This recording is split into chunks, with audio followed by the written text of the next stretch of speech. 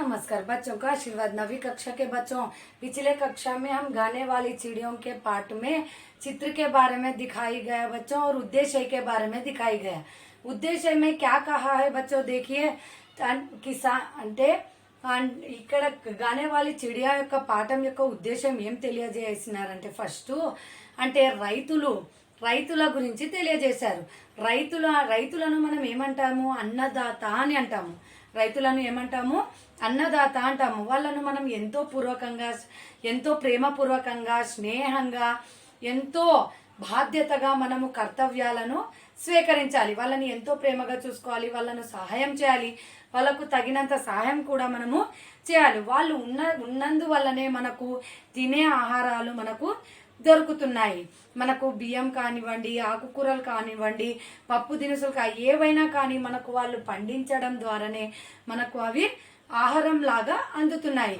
కాబట్టి వాళ్ళను మనము ఎంతో సహాయంగా వాళ్ళని సహాయం చేయడం, వాళ్ళను ప్రేమపూర్వకంగా చూసుకోవడమే మన యొక్క కర్తవ్యం.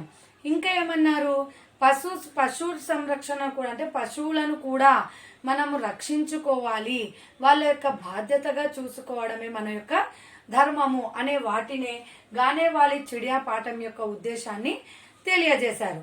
ఇప్పుడు పాఠం అంటే గానే వాలి చిడియా అనే పాఠంలోకి వెళ్ళడం అన్నమాట. చూడండి పిల్లలు, ఏక్ రాజా థా, एक गांव में कौन रहता था, एक राजा रहता था। वह बहुत ही सुंदर महल में रहता था। वो राजा कहाँ रहता था, बहुत सुंदर महल में। कितना सुंदर महल में राजा रहता था। उसे अपने महल पर बहुत गर्व था। वो राजा को उनके महल पर बहुत गर्व भी था। संसार के कोने से ये वर्ल्ड में कहां कोने से यात्री महल देखने आते थे। यात्रियों वो महल देखने के लिए टूरिस्ट जैसा आकर वो महल को देखते थे। यात्रियों ने अपनी यात्रा वर्णन में उन जाने आने यात्राओं को वर्णन करते ही महल की सुंदरता के बारे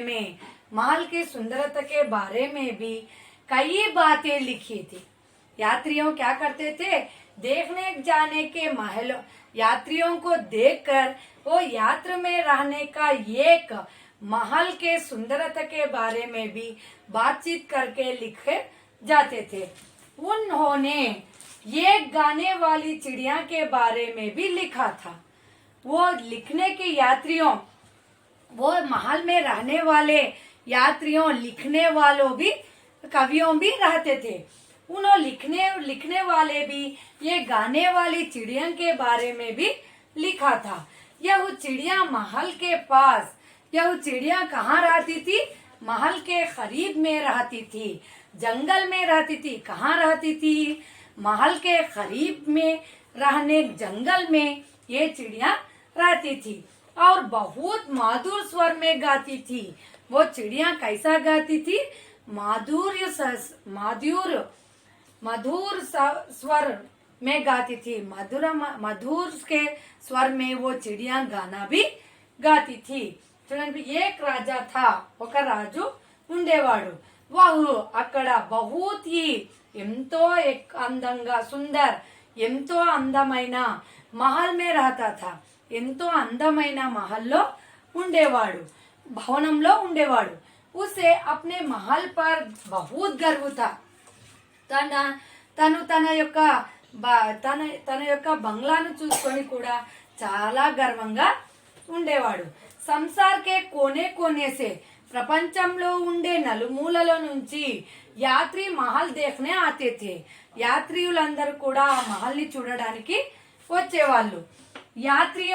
యాత్రియులు అప్నే యాత్రా వర్ణన్ మే, వాళ్ళ యొక్క యాత్ర అంటే నేను ఈ యాత్రకి పోయినాను, నేను ఇక్కడికి పోయినాను అనే వర్ణించడంలో మహల్ కి సుందరతకే బారేమే, మహల్ భవనం యొక్క గొప్పతనం గురించి, తన యొక్క అందమైన దాని గురించి కయి బాతే లిఖిం, అనేక రకాల అంటే ఆ మహల్ యొక్క గొప్పతనం ఏది, అది ఎంత అందంగా ఉంటుంది, వాటి గురించి కూడా వాళ్ళు రాసుకునే వాళ్ళు మరియు చెప్పుకునే వాళ్ళు.